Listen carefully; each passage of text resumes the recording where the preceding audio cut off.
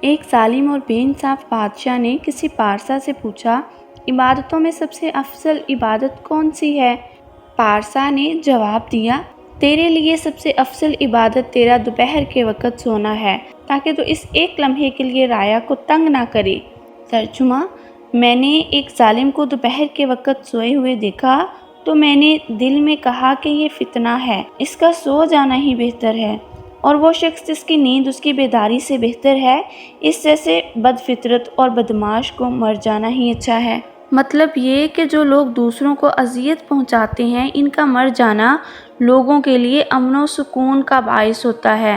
دراصل سعدی نے اس قسم کی فرضی کہانیوں سے وقت کے حکمرانوں کو یہ درس دیا ہے کہ وہ ظلم و ستم سے باز رہیں اور رعایا سے اچھا سلوک کریں، تاکہ رعایا بھی ان کے حق میں دعائے خیر کرتی رہے۔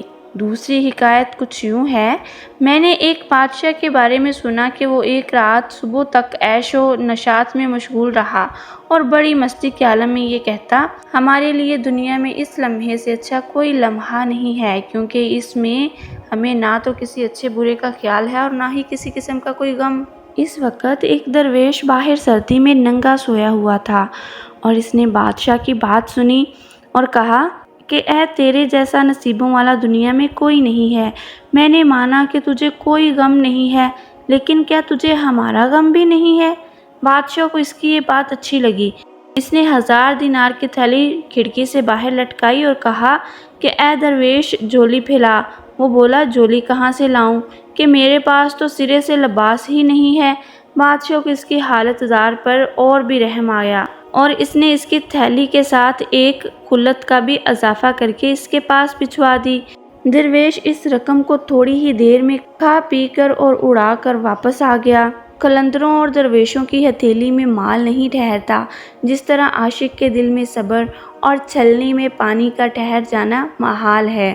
ایسے عالم میں جب بادشاہ کو اس درویش کی کوئی پرواہ نہ تھی، اسے درویش کی اس فضول خرچی کے بارے میں بتایا گیا۔ بادشاہ کو حیرت ہوئی اور اس کی یہ حرکت ناگوار گزری اور اس پر طیش آ گیا۔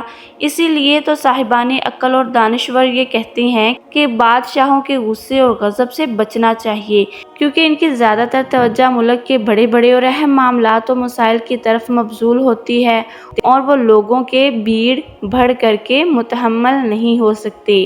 اس شخص کے لیے بادشاہ کا مال و دولت حرام ہے جو موقع محل کا خیال نہیں کرتا۔ جب تک تو بات کرنے کا موقع نہ دیکھے، اس وقت تک بے موقع بیہودہ بات کر کے اپنی قدر اور عزت نہ بڑھاؤ۔ بادشاہ بولا، اس بے حیا فضول خرچ فقیر کو جس نے اس قدر مال و دولت اس تھوڑی سی مدت میں اڑا دیا، یہاں سے بھگا دو، کیونکہ بیت المال کا خزانہ غریبوں مسکینوں کے لیے ہے، شیطان کے بھائیوں کے لیے نہیں۔ یہاں سعدی نے قرآن کے حوالے سے بات کی ہے جو یوں ہے، تحقیق فضول خرچ شیطان کا بھائی ہے، وہ بیوقوف جو دن کے وقت کافوری شمع جلاتا ہے، تم جلد ہی دیکھو گے کہ اس کے چراغ میں تیل نہیں رہا۔ یعنی فضول خرچ جلد ہی دولت خرچ کر بیٹھتا ہے اور جب ضرورت پڑتی ہے تو خالی ہاتھ بیٹھا ہوتا ہے۔ بادشاہ کی بات سن کر ایک خیر خواہ وزیر نے کہا، عالم پناہ، اس ناچیز وزیر کے نزدیک مناسب یہی ہے کہ اس قسم کے لوگوں کے لیے روزمرہ کا وظیفہ تھوڑا تھوڑا کر کے جاری کیا جائے، تاکہ خرچ کرتے وقت وہ فضول خرچی سے کام نہ لیں۔ لیکن یہ جو آپ نے اسے یہاں سے بھگانے اور کچھ نہ دینے کے بارے میں فرمایا ہے تو سخی لوگوں کی سیرت و طباع کے شایان نہیں ہے، یعنی کسی کو پہلے تو اپنے لطف و کرم سے امیدوار بنانا اور پھر نا امیدی سے اس کا دل توڑ دینا، یہ اچھی بات نہیں ہے۔ مطلب اپنا دروازہ حریص اور لالچی پر کھولنا نہیں چاہیے، اور اگر کھول دیا ہے تو پھر اسے سختی سے بند کرنا مناسب نہیں۔